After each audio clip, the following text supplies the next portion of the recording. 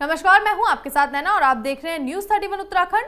एक ऐसी मां जिसकी औलाद सरहदों में देश की रक्षा कर रही है, एक पोता जो अपनी दादी को इस श्रद्धा के मौके पर तर्पण दे रहा था और एक दिव्यांग जिसका कोई सहारा नहीं है, उन्हें बिना समय दिए प्रशासन ने पुलिस के सहयोग से जबरन उठाकर उनके आशियाने पर बुलडोजर चलाकर उजाड़ दिया। ये आरोप है हाट गांव के जल बिजली परियोजना के उन प्रभावित परिवारों का जिन्होंने अभी तक जल बिजली परियोजना से किसी प्रकार की धनराशि विस्थापन के लिए नहीं ली है। ऐसे में कई परिवार खुद गांव को छोड़कर चले गए, लेकिन कई परिवार अभी भी ऐसे हैं जो गांव में ही रह रहे हैं, जिन्होंने विस्थापन के लिए मना कर दिया था। ऐसे में प्रशासन से थक हार के इन ग्रामीणों ने मीडिया को अपना दर्द बताया है।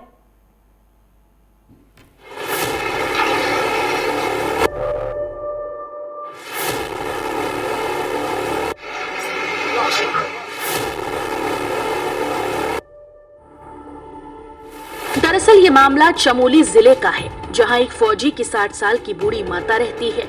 ऐसे में फौजी की माता नर्मदा देवी बताती हैं कि बीते दिनों वे अपने मवेशियों के लिए चारा पत्ती लेने जंगल जाने की तैयारी कर रही थीं। तभी पुलिस की महिला सिपाहियों ने आकर उन्हें जबरन उठाकर गाड़ी में बिठाया और पुलिस थाने ले आए। इस बीच प्रशासन ने जेसीबी से उनका घर तोड़ डाला।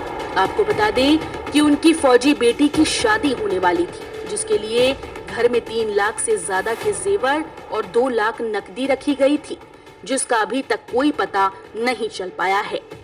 ऐसे में बीते दिनों उन्हें कैद में रखा गया, जहां पर खाने पीने की कोई व्यवस्था नहीं की गई थी।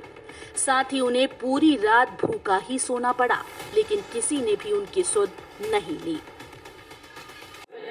मेरे को दरवाजे से ऐसे लेके रख दिया थाने में। बोलो थाने में रख दिया। आपको नो क्या थी?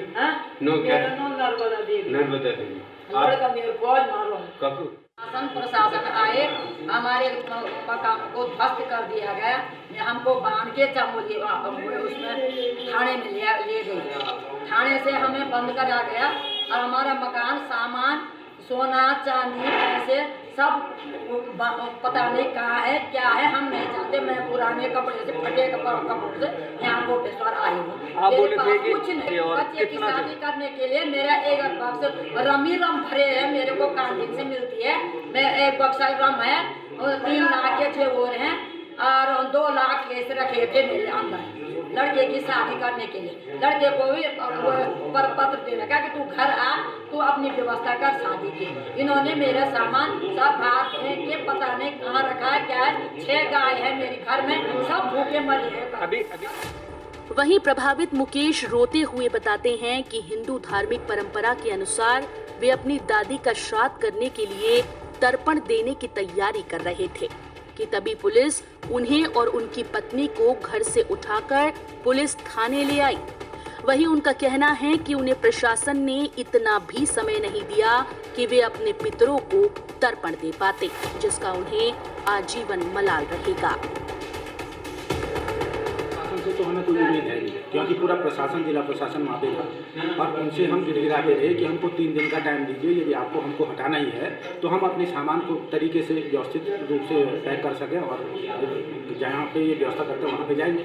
लेकिन इन्होंने ऐसा कुछ किया नहीं। मैं गिड़गिड़ाता रहा, उसका उनको सामने सब दिख रहा है, घसीट के ले गए हैं और न मिलते मकान है, न मिलते रहने की व्यवस्थाएँ हैं और मैंने कहीं रिश्तेदारी में अपनी घरवाली को रखा है और मैं लोगों के यहाँ कभी किसी के कल से शुरू हुआ, कल किसी ने खिलाया, आज सुबह से अभी मेरे यहाँ पे समोसा दिया, सुबह से।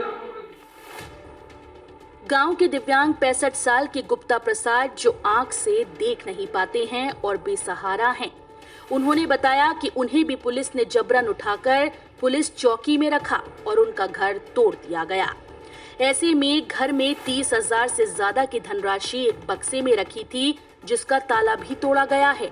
वहीं उन्हें भी रात में टीन शेड में रखा गया, जहां खाने पीने को कुछ नहीं दिया गया।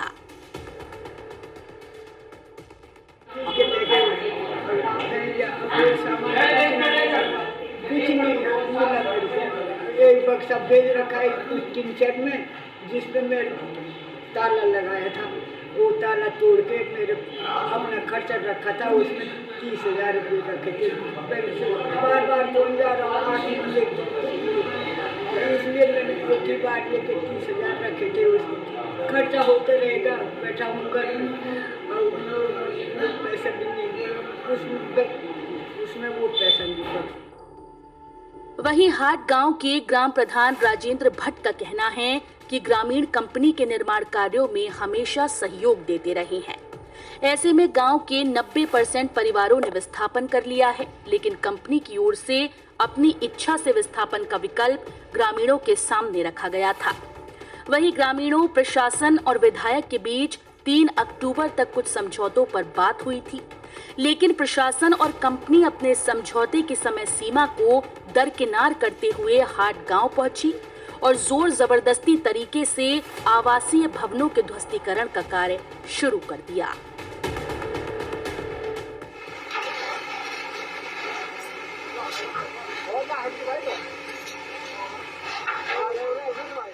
दुर्भाग्यपूर्ण घटना है ये।